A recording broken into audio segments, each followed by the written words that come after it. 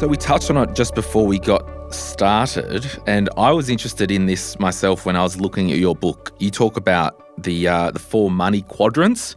Sounds like you've got something going on here, and I wanted to kind of double click on it and open the folder, if you will. So the 4 quadrants that you talk about, you've got fun and lucky money, fun and skilled money, heavy and lucky money, and heavy and skilled money. Now, for those kind of watching on YouTube, I took a quick photo of this, and I'm sharing the screen because it's a bit primitive, but you'll be able to see the quadrant here. So fun and lucky money, that's your lotto ticket type inheritance or unexpected stuff that there was no skill. Heavy and lucky money, so no control over this. And there's a bit of sadness attached to it. Okay, so that could be the inheritance. It could be the inheritance. There's a severance package as well, But it's money, but you don't feel the best receiving it sometimes. Yep.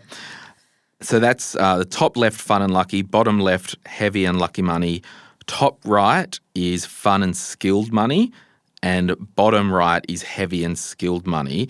So going out on a limb to say we want to be maybe to have the best life and results in that fun and skilled money because we're enjoying what we do, we've got purpose, and the money's coming. Is that a fair statement? Yeah, exactly. And then in the bottom right, skilled and heavy money. So that could, or maybe you tell me, is that like if you've got a job that's very demanding, you don't love it, but it's good money and you put up with it, is that kind of the vibe? Exactly, yeah. Job that you hate, you don't love it, or just earning money in a way that feels a bit off, a bit ick, or like scamming people, or you just feel like there's a bit of a mismatch. Yeah, because there's a skill if you're being a fraudulent piece of crap. Yeah, exactly. Yeah, okay. But it doesn't feel great, Yeah. So what would you say to people who might be stuck in either of the heavy quadrants or not in that quadrant around fun and skilled? I would say sometimes heavy money is completely unavoidable, and sometimes it's a stepping stone into that fun and lucky quadrant because sometimes you do have to work in a job that you hate for a little while to get experience and then to move on to better things. But I would say use it as a stepping stone into better things and just be aware if you are in that quadrant, how you can get out of it, and move on to happier things because when you earn money in a way that feels good and fulfilling, you want to earn more money, if that makes sense, because you enjoy the work, you want to keep on going with it, and you feel good about earning it. When you receive that money, you feel it's happy, positive energy, and you don't feel guilty about it. Because I feel like sometimes in our society we talk about how some people think that money is evil, and sometimes it can be because sometimes it's earned in ways that are kind of evil, But money used in ways that are evil. Exactly. Yeah. But money can also be really good and it can be used in ways that are happy and fulfilling, and we can spread that happy, positive money as well. So, yeah. Yeah, I always kind of think money is just a tool and you can use that tool to build or destroy. Exactly. Yeah. One of the things that I love reading in money books, and I loved reading the pages that you talked about mindset and self-sabotage. And one of the things that I actually hadn't seen before was you talk about your shadow self. What is that? Talk to us about that and, how it can impact our money behaviours. Yeah. So this is really interesting. It comes from Swiss psychologist Carl Jung, and basically he has this philosophy that we all have a side to ourselves that we like to show the world, like there's a Glen that you're happy to show the world and this is who I am. It's all of your good traits, But then there's also a Glen that is your shadow Glen, that maybe it's the parts of you that you feel like aren't acceptable. Maybe throughout your lifetime, your parents, teachers, people around you have kind of, just said that part of yourself is something that's not really acceptable. So you hide it away, but it never really fully goes away. It's always there with you. And sometimes it comes out because we haven't fully made peace with it. So it's really interesting. Actually, the way that you can get an insight into your shadow self is by looking at what you judge other people for, because basically it's a bit like a mirror.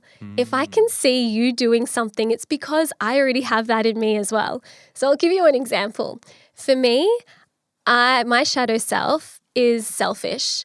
She's a bit selfish sometimes. Sometimes, say we're out at a restaurant and there's one slice of pizza and I'm looking at it, I really want to be the person that takes the last slice of pizza and doesn't feel bad about it. But I just cannot, because I guess the way that I've been raised and everything in society is like, no, you can't do that. You can't think of yourself. You have to put other people before you. So when I see people acting selfishly, I silently judge them. And this is not to say like everything that you think negatively about other people is an insight into your shadow self. Like just because you don't like murderers or rapists doesn't mean that you're a murderer or rapist. Yeah. It's more like those little weird triggers that you have that it's a bit like, why are you judging that person for that? Do you know what I mean? Yeah, and actually now that you talk about that, I had an experience where I experienced someone's shadow self. I was driving my car years ago at Baddo Bay, irrelevant, but whatever, and it was a hailstorm, just hailed out of nowhere.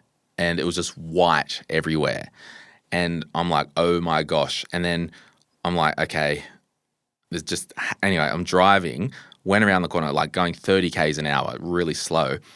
And the car just kept going and it hit another car on the curb. Now, I could have reversed up and got out of there and would have got on with my life. But I left a note. I went up the driveway because it was the bottom of the hill, knocked on the door, no one was home, walked down the driveway, slipped, sprained my ankle. No.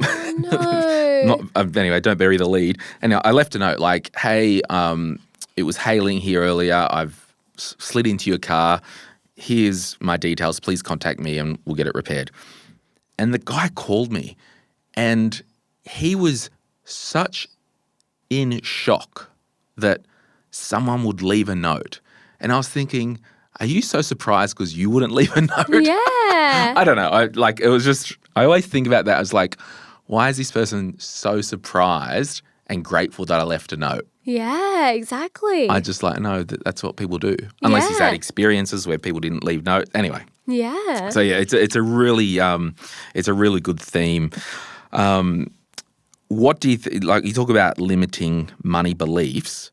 What do you see most in your kind of online presence and community and in your Instagram DMs and all that with people with limiting money beliefs? I think that people with limiting money beliefs, I do see a lot of women with limiting money beliefs because I do feel like in our society, when you look at the people that are good with money in the media, you often see like men, and there are very few like women in the space that, I mean, now there are more, which is really good. So I'm grateful that I have a little girl and she'll be able to grow up in a world where she does see more women doing things. She does see more women in finance and doing these sorts of things. But I do feel like a lot of women feel like, oh, I'm not good with numbers, I'm not good with maths, therefore I can't do this, which is completely false. Like money is not a gendered thing, like it has no gender. Like you said, it's a neutral thing. Anyone can be good with money. I shared a meme on my Instagram once about crypto bros, and this girl slid into my DM and she's like, this is the problem. You're making it gendered. I'm like, it was a crypto bro meme. Not anyway. Yeah, exactly. Like, that's what people think. Tell your shadow self to go away from my DM. Yeah, exactly. It's what people think. Like crypto bros, finance bros, and it's like, it's not a gendered thing. It's just like it shouldn't be gendered, and it isn't gendered. Everyone uses money. You know. So bizarre. So bizarre. Lost track of what I was saying just from the outraged DMs that I get. So you talked about you're probably more seeing a change that this limiting belief is actually going away, that you can be a young woman and be financially stable and build your financial life. Is that a succinct statement? Of course. And even if you're not a woman, like there are other limiting beliefs that you might come across as well, like especially if you have, say, grown up in a family where money was tight, maybe money wasn't talked about a lot. You might feel like when you start to reach new levels of financial success that you feel uncomfortable with it, you don't know what to do with it. So you put yourself back down to the level that you're comfortable with, and you sabotage yourself. Do you know, and a follow-up question, do you say it publicly, what percentage of followers on your Instagram are male, female? It's kind of like about 70-30. Right. Yeah, between 70% female, 30% male. Sometimes it's 60% female, 40% male. It really just depends. What about you? Well, that's what I mean. I'm just going to look it up.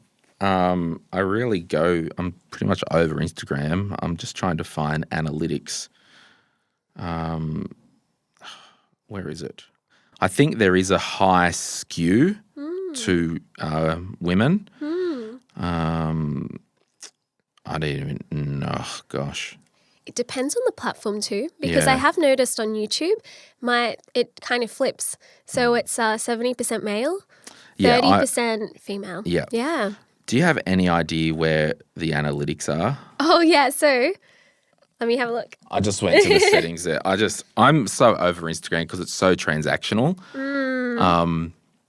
But yeah, my traditional podcast on Apple and Spotify, there is a high skew, maybe up to 73, 75% women. Oh, yeah. You're 61% female, 38% male. Yeah, there you go. There you go. Where on YouTube, it's kind of, the opposite. Very highly skewed to men. Yeah, it is interesting. Isn't it? Different platforms. Yeah. And my top age ranges on Instagram is 25 to 34. Interesting. Yeah, similar. Yeah. So anyway, there you go. Hey, in your book, you mentioned that the first 100K to save, I'd imagine, is the hardest. What changes when people get to that ton? Yeah. So we were talking about it earlier, but basically it feels like the first $100,000 is just so difficult, and you might be having to make all these sacrifices, and it might not feel good in the moment, and you might think, oh my gosh, am I going to have to do this forever? But absolutely not. It's just to get to that point, the first $100,000 is the hardest, and it gets easier. So I do feel like a lot of that, we were talking about the FIRE movement earlier, how they're like, be frugal, do this, reuse all your things and reuse, replace, recycle. Exactly. Which is yes, good. It is really good. Yeah. Good practices. But yeah, sometimes it does get a bit extreme, but I think it does get more extreme if you already have a good base to begin with. I feel like those things are really good to kind of get your foundation sorted and get to that point of building your first $100,000. It's good to be frugal, to do all the things. But I think once you get to that point, it's kind of like, well, you're not going to save that much more by, sacrificing your enjoyment forever, if that makes sense. So that's why it makes sense to live a little, enjoy life, because while you might save a bit more, what you sacrifice is a lot greater in the long run, if that makes sense. And the basic maths of it is if you had $100,000 invested and it got 8%, that's $8,000 in that year. Your savings rate might not be $8,000 a year. Exactly. So you get to this tipping point. And that's why you just have to get there. They say the first million's the hardest and then the rest come after, maybe. But it's that first 100 in terms of actual savings, whether it's in an interest-bearing account of 5% or invested at 8 or 9, you really see the impact of compounding before then. Hey, it's Glenn here. Thank you so much for watching today's video. You made it to the end. Can I ask a favor? Can you hit that like button and maybe hit subscribe if you want to get notified when we release further videos just like this one, whether you watch the Money, Money, Money podcast or Retire Right. And remember, if you want to learn more about investing, I've got an investing book, The Quick Start Guide to Investing, and there's a link in the description to get your hands on a copy. Thank you so much. Bye.